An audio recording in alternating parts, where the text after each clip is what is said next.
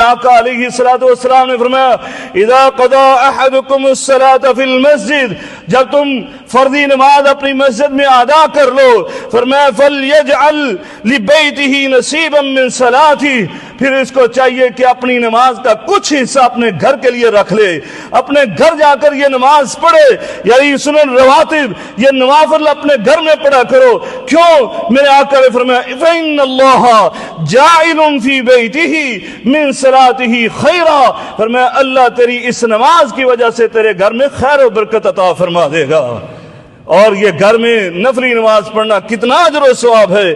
میرے آقا علیہ السلام نے فرمایا تطوع الرجل فی بیتہ یزید علی تطوعہ عند الناس، فرمایا جو بندہ لوگوں کے سامنے مسجد میں یہ نفلی نماز پڑھتے ہے، سنن رواتب پڑھتے ہے، اس سے کہیں بہتر ہے کہ یہ گھر میں جا کر نماز پڑھے، کتنا زیادہ فائدہ ہوگا۔ فرمایا کفضل صلاۃ الجماعۃ علی صلاۃ الرجل وحدہ بعینہ، ویسے ہی فضیلت ہے گھر کی نفلی نماز کی، اس کی مسجد کی نفلی نماز پر جس طرح فردی نماز باجماعت ادا کرنے کی ایک آدمی منفرد پڑھتا ہے، اکیلے پڑھتا ہے۔ یعنی گھر میں اگر آپ نے 2 رکعت پڑھی اور مسجد کی 2 رکعت پڑھی، فرمایا یہ 27 گنا زیادہ گھر کی نماز افضل ہے مسجد کی نفلی نماز سے۔ لہذا اپنی نفلی نمازوں کو اپنے گھروں میں کیجئے تاکہ آپ کے گھروں میں خیر و برکت نازل ہو۔